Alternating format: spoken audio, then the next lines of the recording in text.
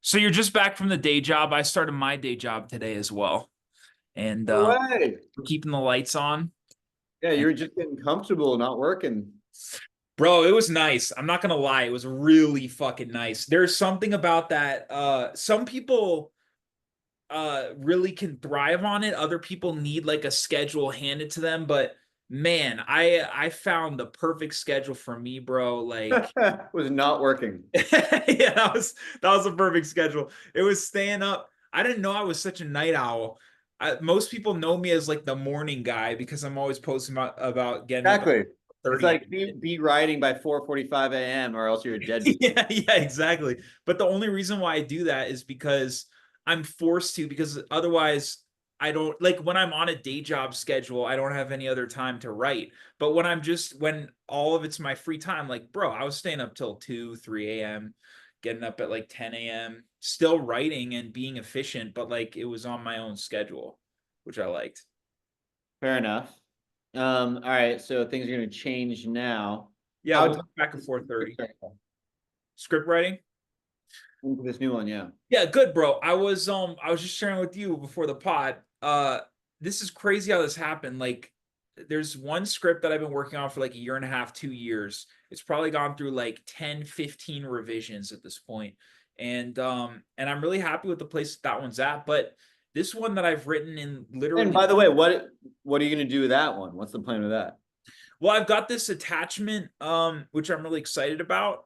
It's a name talent. So that will help get it off the ground. But there's a few different approaches that we can go.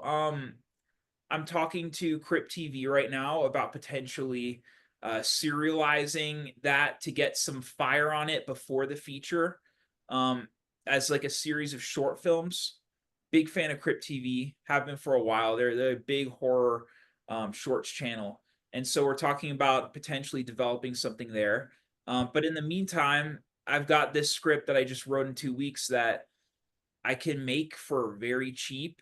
My dad collects This medical. is the new one. This is the The new one new you one, did. yeah, the new one. My dad collects medical But you antiques. started, let's just say for the viewers out there, that's because you started working with a person that's like somewhat hip pocketing you or whatever at a management firm, agency, etc. And he's like, I want you to come up with something new on based on this idea, and we'll see how it goes. We Type thing. were, yeah, I was pitching. I came into that meeting. Also, this is a good thing for anyone to hear who like is about to pitch or is thinking about pitching.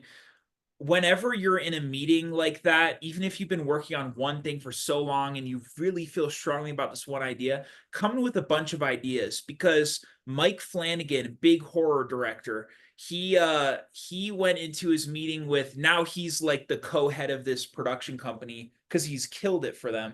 But he went in to try to pitch to this guy, and the guy wasn't liking any of his pitches. He came in with like 6 pitches, and as he was leaving, he was like, "You know what? I have this other idea about like a haunted mirror." And that became Oculus, which is one of the biggest, highest grossing horror films of all time. And that's really what put Mike Flanagan on the map. And so it's like you got to go into these meetings with a bunch just stacked ideas, and you never know what that other person is going to latch into. I came into this meeting with a bunch of ideas I felt were really strong and that I was really passionate about, but there was one fragment of an idea that this guy really latched onto, and then I started seeing the potential from his eyes too. We were riffing back and forth. He told me have me a script in 6 weeks. Now we're about to close on 3 weeks, and it already feels like it's in a good spot. But you going into those meetings with a bunch of ideas, just because you never know what someone is going to respond to, because this stuff isn't objective. Right. And once they latch into that idea, that's the ticket, man, because then it's like then they're involved and then they're interested and then they want to, see the next progression of this thing, and then you're having a conversation about it. And then you just got to have the follow through to actually write the script. Isn't that so funny? I mean, which up success is like preparation meets opportunity, right? Or Mhm. luck is, but it's like you're prepared. If you had someone that said, "Hey, I need you to come up with a script in 6 weeks," you do that anyway. So it's like you're just so prepared as far as your craft goes to be able to Yeah. just. I think so, bro. And that came about because of all the revisions that I did on this script before, to where I was rewriting like 70% of the script in a week and a half. So my that muscle was primed to where once he asked for this other thing, it was like, okay, let's go. So I don't think there's any wasted time when it comes to script writing. Like everyone thinks that their first script they write is fucking incredible. No one's first script is incredible. And so it's just like I really think it's about working that muscle and just getting better and better and better at it. You want to know what I learned I'm shit at? And I'm really, and because now I'm really aware of what it is, I feel like I've gotten better at it. But for me, it all comes down, every note that I've gotten comes down to character and a character having agency, meaning they want to do something about the shitty situation they're in. They're active in trying to like solve this thing. So it's not a bunch of creepy shit happening to the person. It's like they actually want to solve it and come up with something. Well, funny. I mean, the only stuff I have to compare it to as far as character is what I've kind of done with my dad and stuff that we've written. And I guess the British show, Dimitri, but all the characters I've ever come up with are from real stuff. It's always got to be real to me, or like something we've seen somewhere else that's kind of like, it feels like it's like so weighted. What's your process for coming up with characters? Well, I'll answer that, but are you saying like you like see a sliver of something in real life and then you integrate that into a character, like you're thinking of someone else? Starters. For starters, like Duke of the Valley, the homeless guy that my dad played was a person that we knew in real life, this Right. leader of the homeless gang that lived in Sherman Oaks, and he was bigger than life. They went to high school with him. And 60 years later, he's the leader of a street gang of bicyclists. And Mhm. we see like normal looking girls get like kind of like lured into this Pied Piper's gang. And he has them like doing errands and stuff and things. They're just getting into mischief in the valley. And he was a street king. And finally he sees like my uncle Jimmy one day and goes, Jimmy, hey, look, it's me from high school. And What's he's like this homeless around?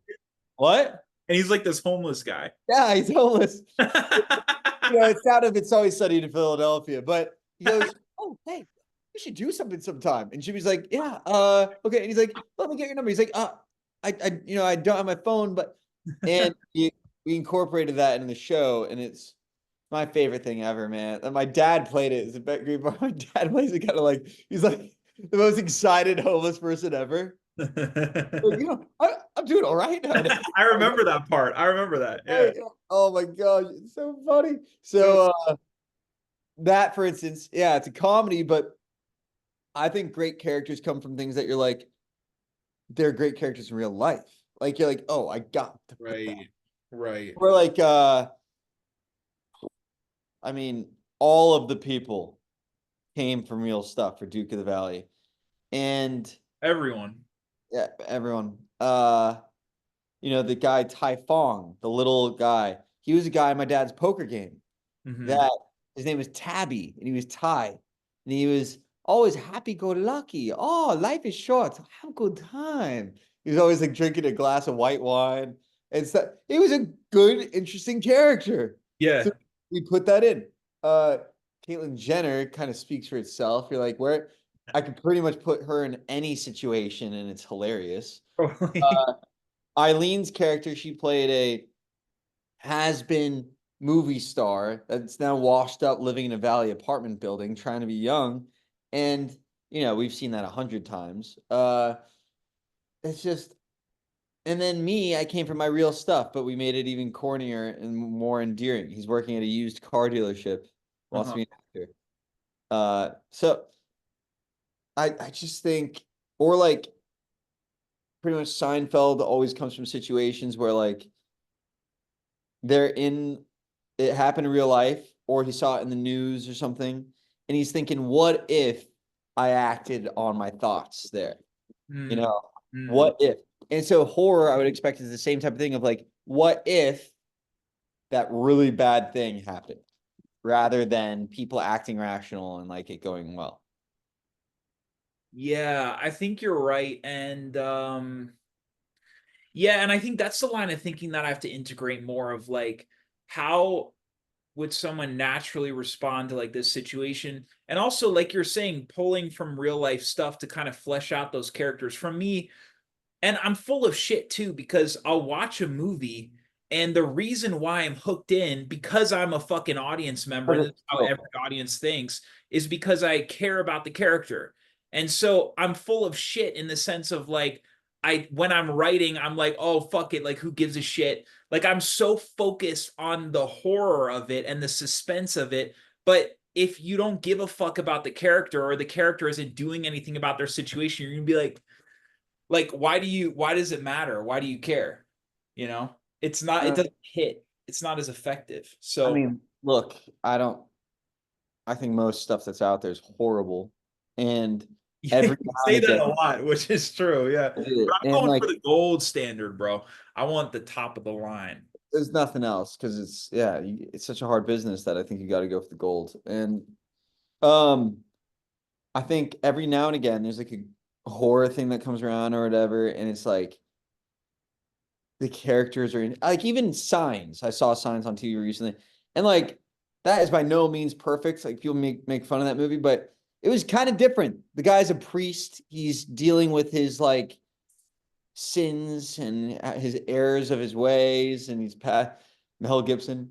And like he's a farmer. Like, I'm sorry, that setup of the characters is pretty different. That doesn't even have to do with the horror necessarily, but it would be interesting to hear what came first for M. Night Shyamalan. Was it the horror part of the aliens on farm? And then it probably did. uh, there was a picture that he posted on his Instagram when he was that trap movie that's about to come out looks fucking incredible. I'm stoked for that. You seen the trailers for that thing? It's No. this guy who's at a concert with his daughter, and he's like a serial killer, and he realizes that the whole concert is just staged and set up because they heard that he was coming to the concert. They don't know who he is, but it's all set up as a trap so that they can find him. It's cool. It looks really well shot, and the singer is like M. Night's daughter.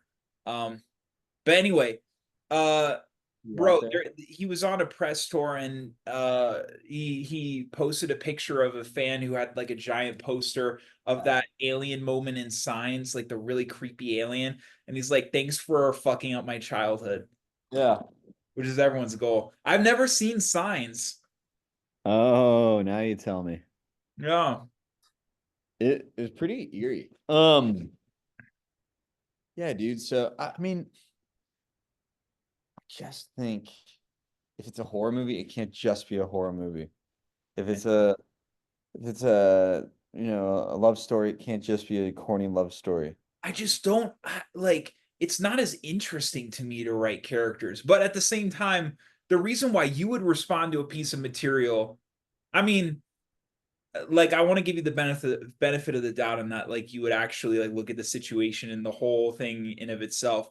But like a lot of actors look at a piece of material and they look at how fleshed out the character is. They look at But how look at what you're talking about.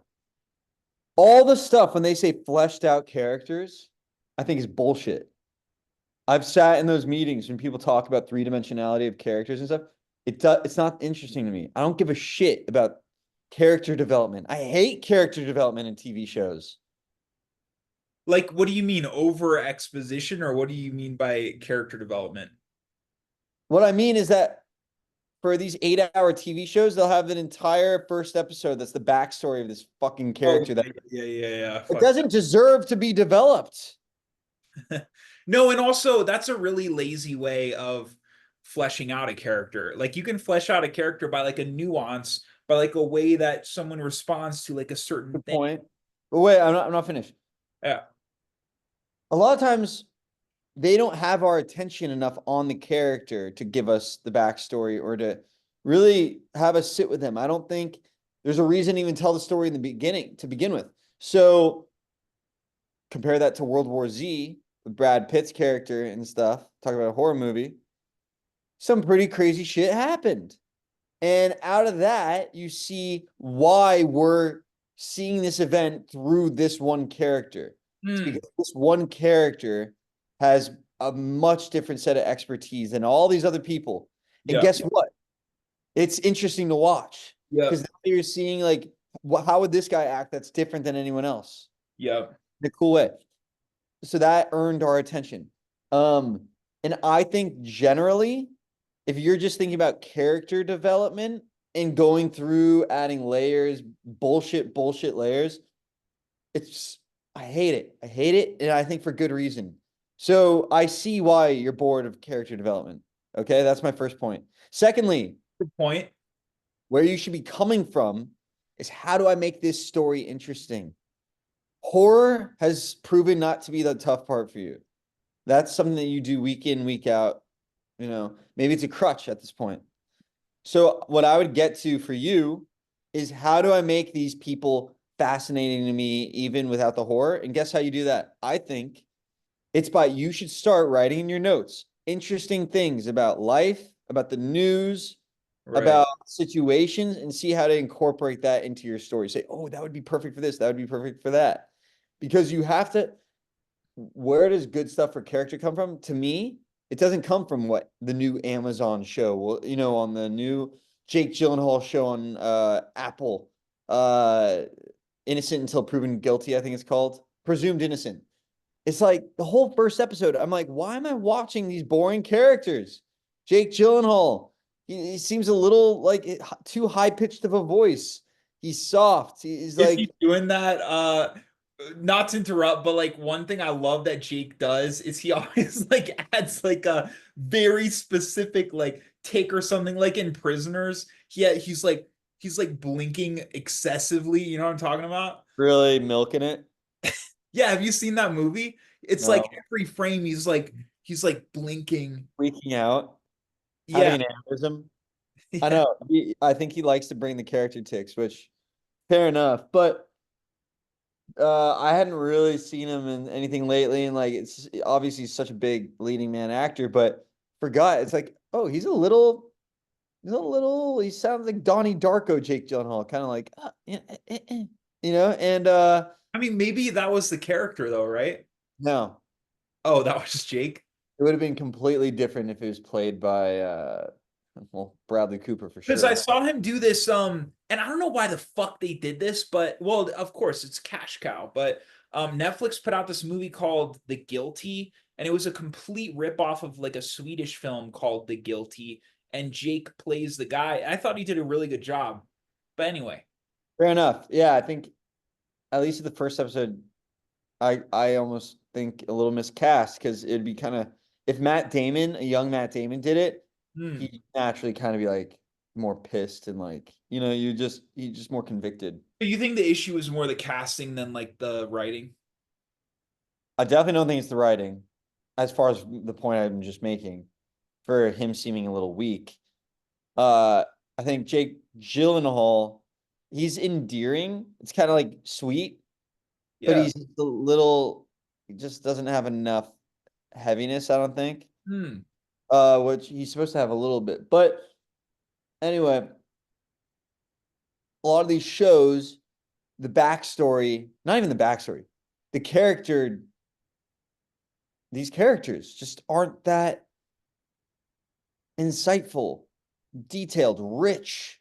They don't have that much stuff. And I think the stuff shouldn't just be infused in there for no reason. I think the only stuff that's really interesting is from real things that are fascinating. Really helpful for me to hear that every character you had in Duke of the Valley was based off of a real person because I probably just have to live life more. You know what I mean? Like I when bet you haven't, no, I bet you haven't combed your life as well as you no, could. no, no, no. Yeah, yeah, yeah. I think you're right. I think you're right. I think Because that's a different muscle of your storytelling that because you've been in horror, you've yeah, been able to sidestep. And I yeah, think that you do need to implore that to make your horror stuff come to the you're next so level. right, bro, because they're two different thought processes.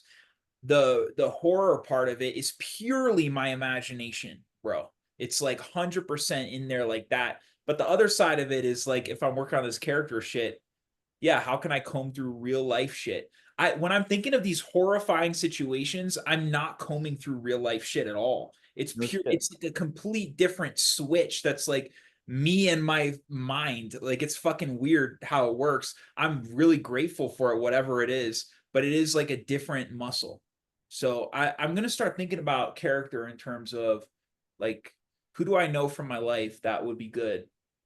Or like, yeah, I mean, do you know any weird teachers at the school that you teach at? Or like, do you know any like jujitsu people? Or like, I mean, bro, without a doubt, like our whole lives, like what we've lived, we've met characters. Like there are so many of them. what about the jobs that you've worked at? What were some funny situations, bizarre situations, any situations that what if you would have lashed out and done something crazy or something? Like, that's a horror thing right there. Yeah, Yeah, what if something went wrong when you're working at your animation place or something? You know, like all that stuff. Write about the characters. totally. And sometimes at first it I'm sure it feels like it's like, oh, well, that's not that interesting. But like try to think what was like the most cinematic stuff that happened at any of those places. 100%. Yeah, Yeah, I love that. You mentioned before the pod that you have a couple exciting things going on. Care to share? I do. So Valley Mentality, clothing brand that I have. It's been getting all sorts of attention at this Calabasas pickleball club I teach at because it's a fancy place in the valley. Everyone's wearing the hats now, and they're putting in a store there at the Calabasas place called M. Frederick. It's kind of like a smaller Fred Siegel. And there's a chain of them. And so I met with the buyer, and they're gonna put Value Mentality hats in there, and they're gonna put them at two other stores just to start them out. So three. Bro, unreal. That's major. That's your first, those are your first storefronts, yeah? Yeah, yeah, yeah. First purchase order. Bro, congratulations. That's fucking Thank you. huge. That is huge. When do those come out? She wants me to do them ASAP. I sent her the invoice today. I'm just waiting on these hats to be back in stock, these brown hats. So like 2 weeks or something. Dude, that's a huge step. I think so. Huge step. You know, Well, most, bro, people who like start clothing brands, you're like, oh yeah, two or three spots. This never happens. maybe, maybe. I mean, um, what was I gonna say? It feels sort of big because it's I've been like resistant to try to go for stores because I just hadn't thought of any stores that really seemed like a good fit for us. And I kind of felt like stores are just publicity, really. You don't make that much money in them. So I was like, we're gonna get publicity from something else, like a celebrity wearing it or something. But I didn't know about these stores before, and it just happened because the buyer there is a member of Calabasas Pickleball Club. Perfect.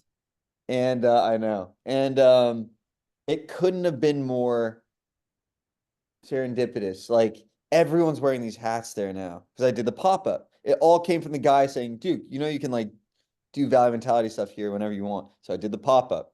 Then everyone got him that day. Yeah.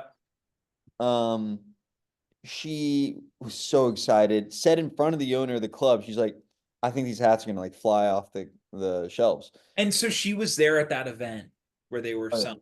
Yeah. Perfect. Yep. And the owner heard her say, I think they're gonna fly off the shelves. And I mean, that's my boss too. So like they're just like they're all just like, what the like what is this kid doing? Like he's just and they all know I'm an actor that I had to leave for a week to shoot a movie in Canada. They're probably just like, what? This kid's got some stuff going on. Like a multi hyphenate at this point. That's what I'm trying to be. And like it's so funny. So that's exciting. And she wants us to do social media stuff with them too. So it's not just like they're gonna like put it in the back and forget about it either. Yeah. We're gonna promote the heck out of it, and it's just so funny. I feel like I've had the goods for so long. And my mom said, she's like, "Well, now you're more like confident." And I'm like, "Nah, I think I've kind of been sitting on some stuff for a while here, like trying to push still, but now I'm like we've talked about, I'm finally in the best position. Like I've had that backdoor entry through to the industry." Yeah, and also this is your door. This is your door. Like your buddy Tanner said, so, and I felt this way too, man, at a certain point where it was like, damn, like I should just like get into pickleball like now, like and be an instructor and stuff. Bro, but that's you though. You know what I mean? The reason why all this shit is happening is like whatever frequency you are, the spot that you're in for this new kind of hip, like Yeah. Calabasas high-end pickleball thing. You've got Yeah. this brand, you're acting, everything is working because it's right. You know what I mean? It just feels right. It's like finally you found that thing, the Rose Grill or whatever the fuck. Like you had to find your way here, but now you're in the pocket. And Yeah. it's just like ride that wave at this point. Like now you're at the point where like you gotta hustle and you've really hustled. You know, you've got this product. Like, bro, I was there hawking with you like at the fucking farmer's market, you know? And it's like I see you out there, you're doing the thing, you've been doing it for years. And it gets to a certain point where, like, yeah, you can grip on for control and like work like really, really fucking hard. But then eventually you just got to kind of let go and let the wave kind of take over a little bit. And it feels like that's what you're doing. It feels like you're in the pocket of that thing. I appreciate it. I've tried to mentally do what you just talked about the whole time, which is like you do the most that you can do, but at the same time, mentally, you don't try to stranglehold and you recognize that everything will happen the best that it's supposed to for a reason. Like you Yeah. mentally put your feet up, kick back Mm-hmm. and uh and you just prove that you can be happy during the journey, as cliche as it is. But I had to look, my dad said, I think everything's gonna happen for all of us in a great way, but my dad and my mom said like 2 years ago, like, get the heck into pickleball so that you can be a teacher of it. It's this hip thing, it's popping off. And I was like, well, I'll believe it when I see it, but I'm gonna shoot for it. And did it and got really fortunate to get into this place, Calabasas. And dude, I mean, I showed it to these two people at the event. This one woman was freaking out about it. She bought like a couple hats. Her husband is the set designer for Once Upon a Time in Hollywood and Quentin Tarantino's movies. So he comes up to me and he's like, dude, how did you think about this? He's like, I did the Van Nuys drive-in on the movie. We made it. And we did Brad Pitt's trailer in the Valley. And I'm just like, well, first of all, you guys like inspired us like quite a bit and everything. Yeah. But he's like, I need that shirt and everything. I'm like, okay, I'm gonna hook you up. And then his wife, I think, is a casting director or something too. And this is how big it is when you're in the big time. She's like joking around there, like, oh, I paid for the hat. And the friend was like, well, you just got to know how to bargain with Duke about it. And then she's like, well, I'm going to put him in a movie and stuff. I'm just like, that would be an accepted form of payment. Yeah. And it's like it's that easy of a fucking switch, you Yeah. know. Yeah. Once you get in those right once you start talking to those people and you're having the right types of conversations and it's in the right angle of it and it's not no neediness whatsoever. You're just doing your fucking thing and they think it's cool. Yep. Like there you go, you know? And I think a lot of this came about just kind of being like authentic and working hard and kind of trusting the universe, you know? That's kind Oh, of it's the mix of all those things.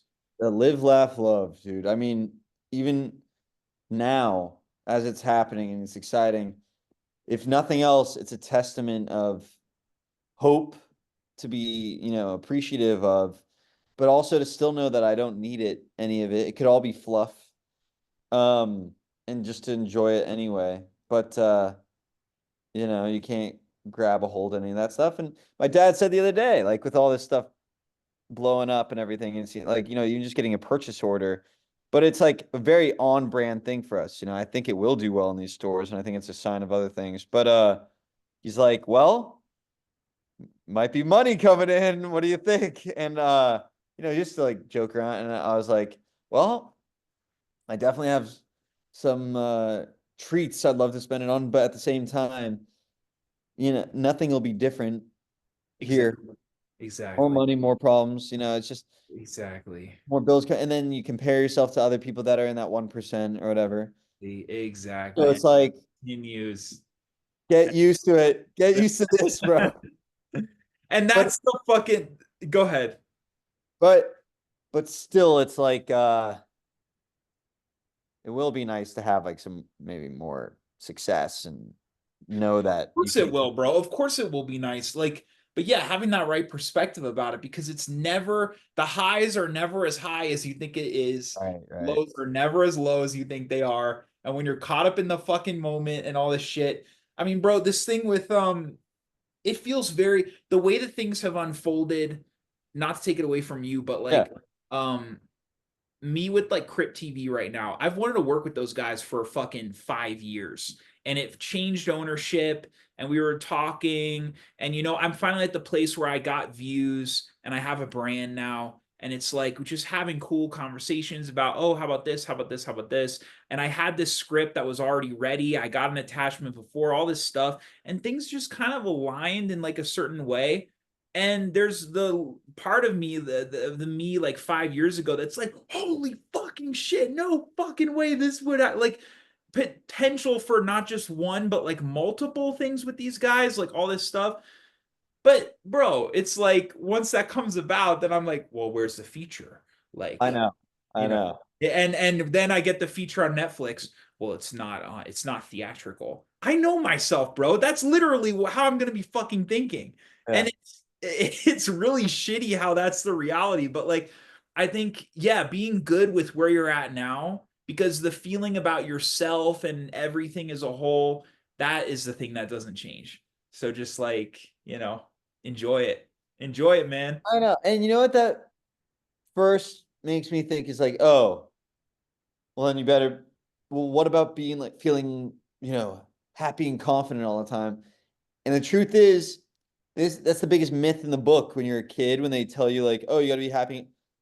I more love to tell people now and tell young like kids and stuff. It's like, don't wait till you feel something to do something. Don't wait till you have the spark of inspiration.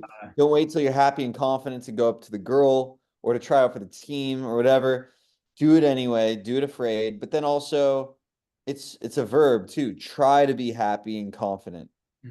Try to have self-esteem because that, yeah, it does come from earning it, but it also comes from just using your imagination, acting confident and happy and stuff. It's like just try to what would happy people do? Do that. Try to appreciate things. And Yeah. your brain can't really tell the difference. Um, Right. you can trick your brain in a lot of ways. There's something that I like, even if I have a really intense pitch, like a high stakes pitch that's about to come up or something, I still do this. It's called power posing, where like you literally like how once you're it was this girl at like Stanford or something who came up with this. But like how when runners like cross the finish line, they're like Usain Bolt, like and he's like fuck, like it's a natural human thing. When humans are blind and deaf and they've never like seen anything, they're like Helen Keller. They make the same move. Starfish. They starfish out. Yeah, starfish, bro. That's it. They do this. YMCA. Yeah, they do that, or they do like a Superman, like they're really fucking proud. And what's weird, it's been studied, like if you do that kind of shit, like this before, like even 2 minutes before a situation like this, your cortisol, the stress hormone goes down, and then your like your confidence levels spike. And that's just because like your brain can be so easily fooled by imagining that you're confident, being it, assuming it, taking the power position of it. The line's very thin between those two things. And like, why not you? Why can't you be, if you don't consider yourself a confident person, like, why not? Like there are confident people. You're a person. Just like, why not? You deserve Love it. it. I love it. I think you deserve it too. I think we all, it's kind of like it's a Christian thing. It's like humans have a right to happiness, freedom, feeling good about themselves. I will also say though, Despite all what you've been through and despite, your shortcomings. Yeah. I will also go back to what you said though, which is like confidence is also earned, and the most unshakable, unspoken confidence that you can have at least this is in my experience, is when like the things that you do behind the scenes to deserve that. Oh yeah. Hundreds of hours that I've logged into these scripts at this point, I know I'm a great fucking script writer. And I can just say that it's not me putting on any airs or doing this shit or whatever. It's like, no, I've put in the mileage. Yeah. It's like literally your experience is more intense than new Yeah. Vegas. So this week coming up, bro, you got a lot of shit cooking. What's the plan? Dude, I also like my parents, my dad and my stepmom were at this event in Idaho where these Valley Mentality hats were supposed to be in the goodie bags Okay. with all the celebrities.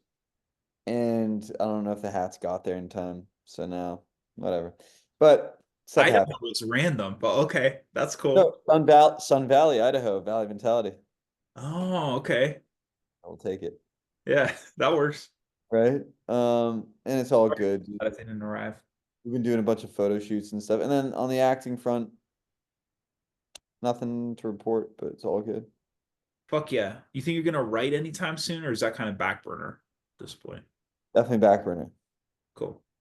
Yeah. I've just got revisions for this thing. 3 weeks, this newest script is due, but I feel good about where it's at so far. That's kind of thing. And then also I've been posting to TikTok, Instagram, YouTube shorts, repurposing shorts that I've already had. And just to see what happens. And I haven't really gotten views yet, but it's kind of like an experiment. Like if I post every single day on all these platforms, if Yeah. it's gonna grow. So we'll see. Love it. This is a great one, bro. As always. As always, A man. one, but a great one. Oh, we'll take it. We'll take it. Not too late. All right, boyo. Have a All right. great You too, man. I'll see you next time.